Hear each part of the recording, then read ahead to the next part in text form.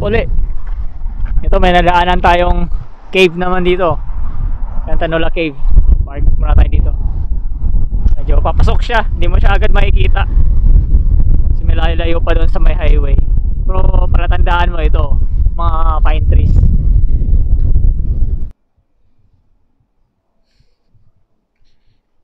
So that's the one.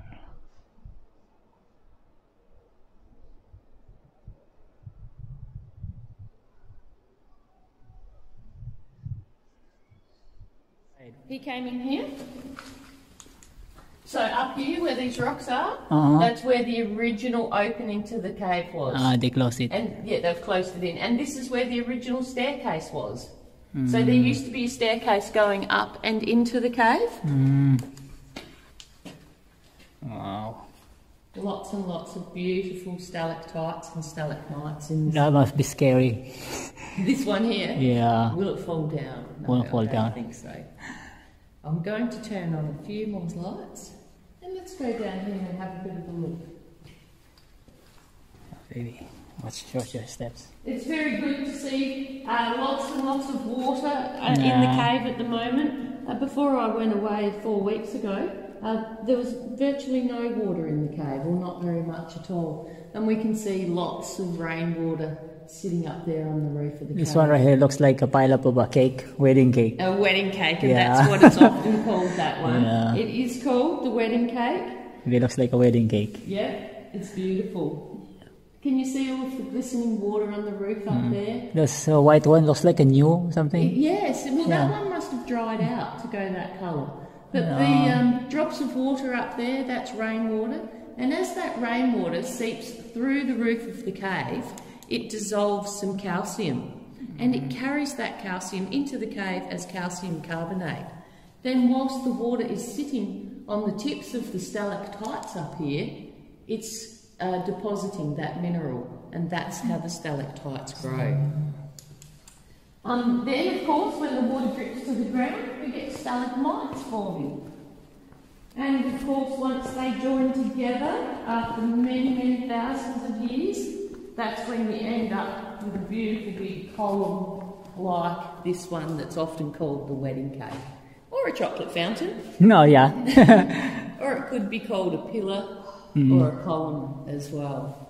We also have some magnificent shawls here. If you stay that side, if I show the torch, you can you see how translucent it is? Oh, yeah. Yeah. It reflects on the other side, yeah? Yeah. Wow. These ones, they're called shawls or curtains, and they form when the water runs out from a hole in the roof and the water runs down the curvature of the roof rather than just dripping straight down. Oh. So it's not only water that forms the decorations, but it's water that has formed the cave itself in the first place. So this cliff would have been fairly well solid stone, and then it is water that has dissolved away the stone to leave behind this magnificent chamber that we've got here. So back in the very early days when they first discovered this cave, unfortunately there was a little bit of damage done to the cave where people would break off pieces of stalactite. So any that have got a flat bottom on them have been broken off, and we can see quite a few over here as well, and these ones here. I don't think people intended to really damage and destroy the cave. Put in the pocket. Yeah, Like a souvenir. like souvenir. Souvenir, put in the pocket, just snap it or put it in the pocket. Let's go. Yeah, pretty much. So we can see one here that was broken off back in 1930. 1930.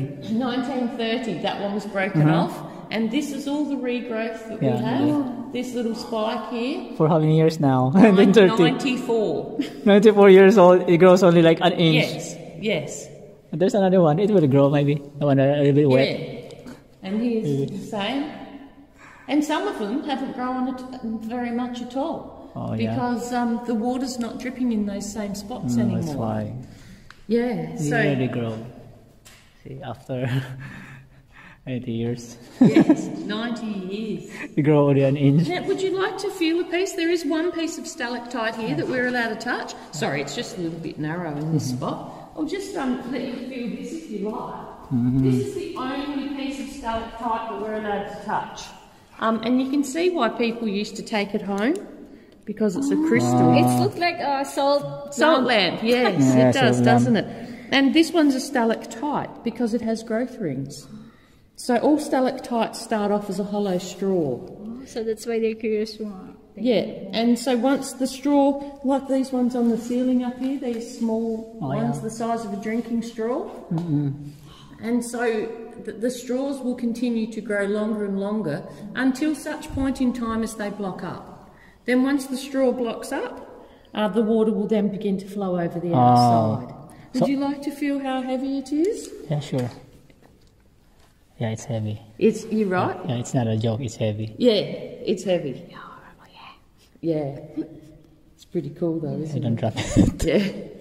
Very good. So it means like if there's no water, so they will not grow. That's correct. Right. Yes. It's all So, due to the water, Moisture. the moisture seeping through the stone above and dissolving some calcium on its way in, and then it deposits that calcium while it's sitting up there. So feel free to have a walk around, take some photos, take some videos if you would like. I will just go and check on the office and I'll be right back. Alright. Okay? There's only one exit. Here. Yeah, I think. There's a CCTV. You don't grab something. Yes. Camera right here. Yes. No, it's not a joke on me. Thank you. We'll just go around. I'll be back in a few minutes. Alright. Ganda no? Don't touch that, don't touch. Sige. Ito, siguro dati siyang ano. Ito parang dati siyang magkadugtong straight. Tapos parang nag-shift siguro yung lupa. Ano, himiwalay siya na bali. Siguro sa lindol. Putol siya. Ito yung kaputol niya. Like this one. Yan mga yan, hindi na yan siya tutubo kasi wala nang moisture. Ano to dripping yan galing sa taas. Ayan o. Pag nag-drip yan dyan, mabubuo to. Patak ng tubig. Ngayon, hindi na siya, yung mga dead na yan kasi wala nang moisture. Tapos ito kung may moisture, tutubo. Ayan o. Ayan o, tumubo na siya. Kasi may moisture, may daloy ng tubig. Ito wala na yan. Patay na siya kasi wala ng tubig. Yan, buhay pa yan. Kasi may tubig siya.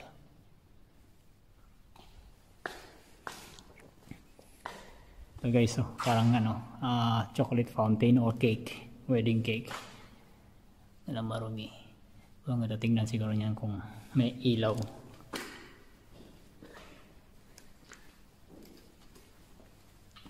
Kasi ito may mga lagusan pa siguro dito. Hindi pa na-discover. Kailangan mo na hukayin. Yan, may mga lagusan pa doon. Malinis parang may mga gumagapang Baby. May mga daan pa dito. Malinis siya halatang may gumagapang. Yan. Malaki pa siguro itong cave na to. Entrance pa lang to. Meron din dito. Sa ilalim. May mga lagusan pa doon. Hindi pa na-discover. Tulad nito guys may mga tumulong tubig. Yung tubuan siya ng calcium yan yung mga puti na yan. Calcium yan. Yung like nito. Calcium. Galing sa taas. Tulo. Tutubo yan kaso matagal na matagal.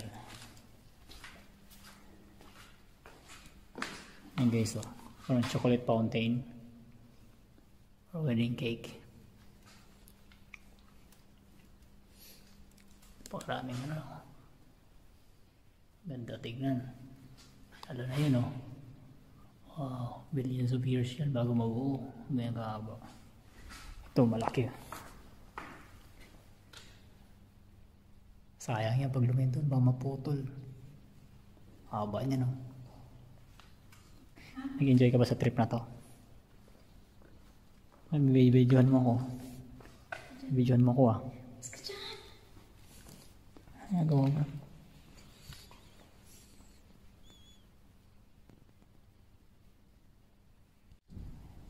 Proceed na tayo sa ating It's raining. next trip. Bye cave. Turn it off.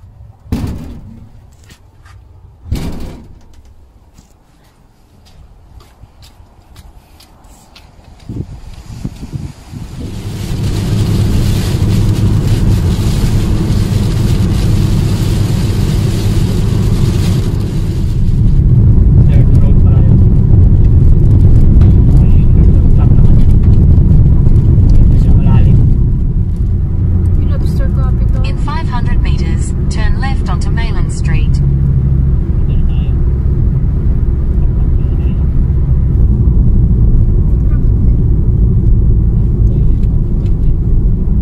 Turn left onto Mayland Street.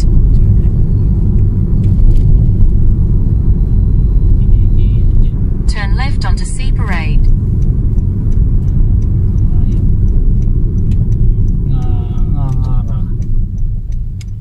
Fort McDonald. Ano meron dyan?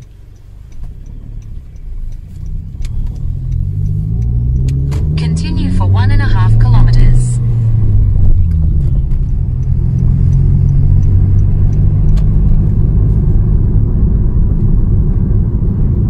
Wala na para doon.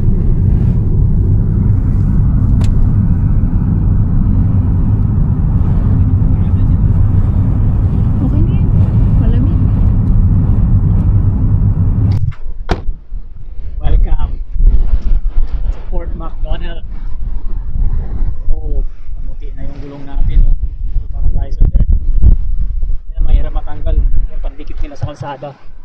Hinahalo nila sa ano? Sa lupa. Ayan. Mamuti.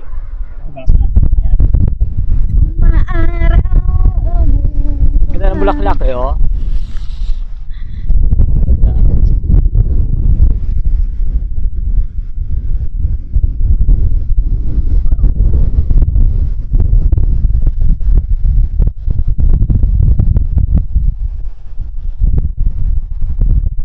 Medyo maaraw dito. Guys, ganda ng bahay guys oh. Bagay na bagay yung kotse ko dyan. Eh, bagay na bagay yung kotse natin dyan eh oh. So may tao sa loob. Hindi pala atin yan. Ayun na lang sa kabila atin. Yan na lang sa kabila atin na lang yan. Ayan. Tama-tama yung sakyan natin dyan. Pag wala may-ari. Kasi pag may may-ari, hindi naman atin yan. Nangangkin na naman. Tara, punta tayo doon sa may town. Silipin natin kung anong meron sila. Walang ano sa Lobster capital daw sabi. Facebook promotes.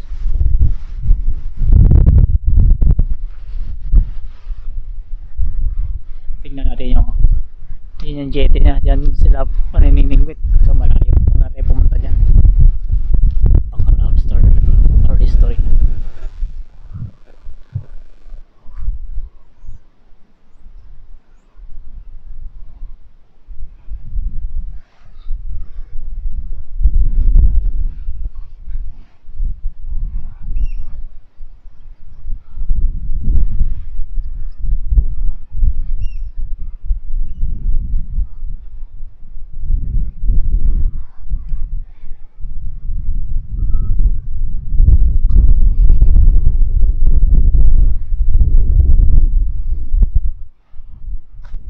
Lamig guys, ito oh. Ito ang bike, pwede rin pang skate, maliit lang, made out of plastic.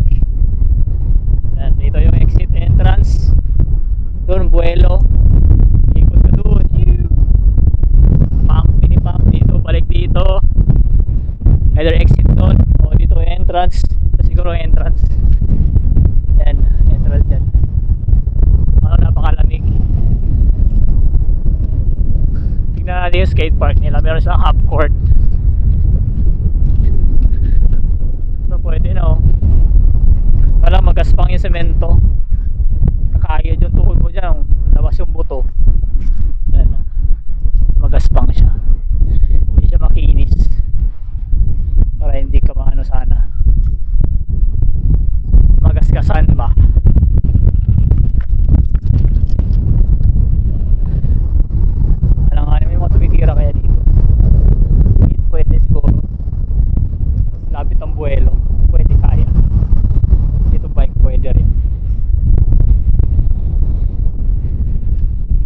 skate park nila, ang ganda.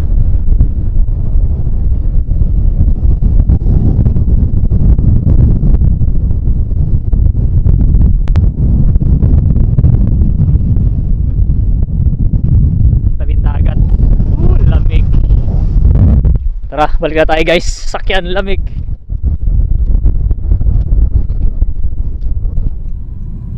Continue on B66 for 2 kilometers.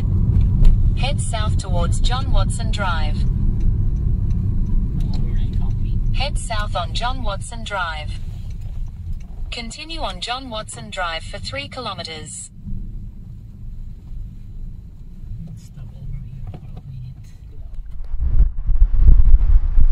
Guys, quick stop. Nandito tayo sa Mount Gambier. Biglaan lang, road trip pa, sige pa. At saan makarating? Nandito tayo sa yan, Blue Lake. Yan. Sumabog na dati yan. Yan na, yan o. 4,000 to 5,000 years ago.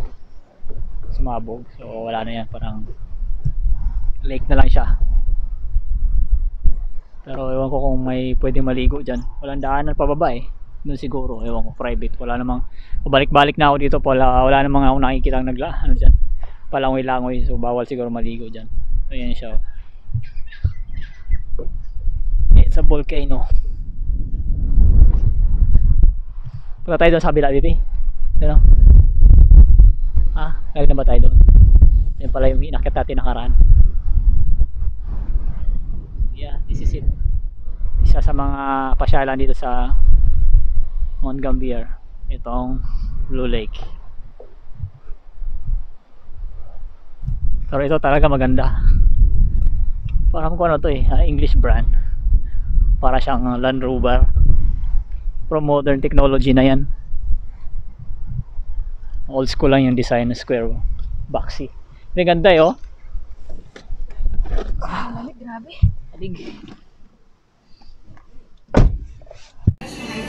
Wow. Dami yung serving ah. Wow.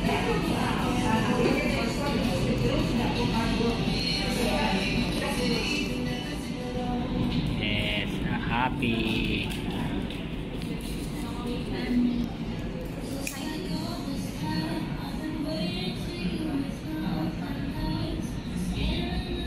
Busog na naman ang aming tiyan. Dito lang tayo sa Gambier. Ano na to, parang late lunch, early dinner. Gutom na kami. Nakakahilo din pala yung ano lang, chips lang kinakain habang biyahe. Sakit din sa ulo. There's something kulang. Yun, sabaw, saka noodles. Isang beef laksa, tsaka chicken something noodles yan sa akin. Parang satay noodles with chicken, roasted chicken. Yan. Busog na. Diba? Biyahe ulit tayo.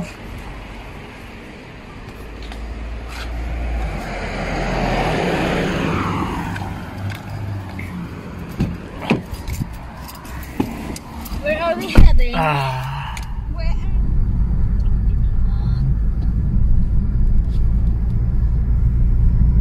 Dito hindi bumper to bumper.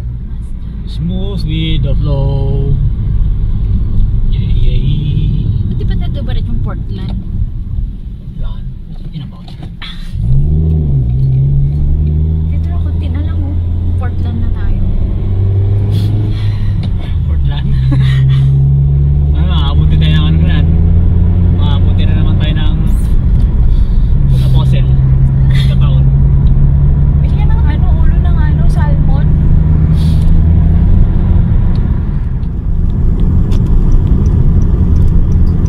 Ipasok tayo sa loob ah.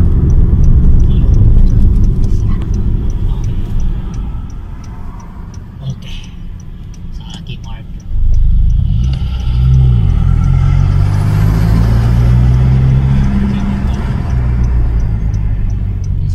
Please. Give me the lights. Give me the lights. Ay. Give me the lights.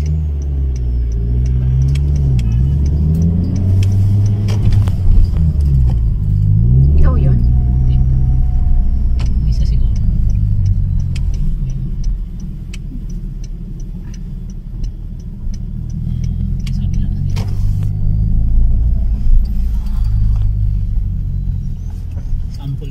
sa Kingston.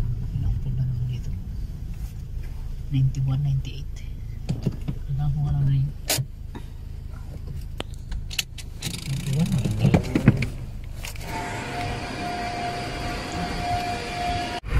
We cross at our own risk. Dito na magtatapos yung road trip natin sa hapon na to. Almost 6 na. So dire-diretso na uwian to. Last stop natin dito sa Mount Gambier, Woolworths. Nag toilet lang kami. So mabilisan lang road trip. Ano nga, kumbaga road trip lang talaga, as in sa road lang tayo. Hindi naman tayo nagpunta-punta kung saan sulok. Kasi road trip lang talaga. Kasi ang purpose ko ito lang, oh. Ma-testing ko lang yung Novella na yung bago nating binalot. Ito lang talaga yung purpose natin bakit tayo nag road trip ngayong araw na to. Kasi kung hindi tayo mag-road trip, hindi natin to mafe-feel. Kasi bagong tahi kahapon, tapos tatambay lang tayo sa bahay, manunod lang TV. So hindi natin mafe-feel yan. Bagong Manobela, mas masarap gamitin para siyang bagong sasakyan. Premium na premium. Leather wrap.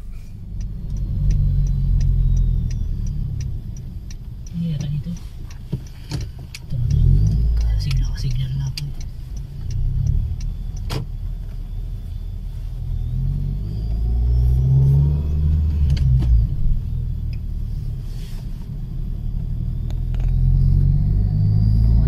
Exit, entrance lang yata yan. I'm not really sure.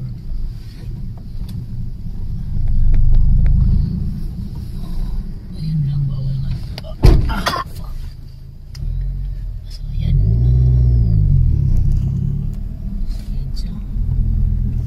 So ayan mga beshi ko. One way, oh. One way. Nagkamali na naman tayo ng pinasok.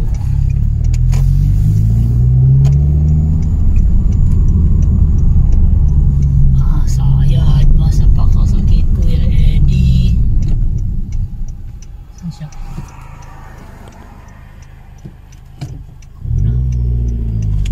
Muna road ko to. Ikot tayo dito. Guys, sumayad tayo. Silipin lang natin sa ilalim. Baka naiwan yung transmission, nahulog doon sa silipin muna natin. Tinamaan, lower pa more. Nasayad tayo doon. Napakasakit, ayun, oh.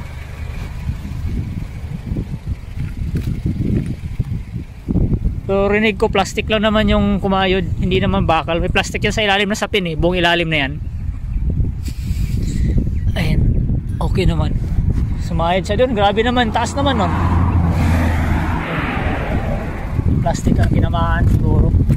Grabe naman yung humps na yun. Check ko nga dito. Wala namang gas-gas yung natin, bumper natin. Tinamaan mabiyak yung humps na humps na sa palabas ng Bunnings, Kmart.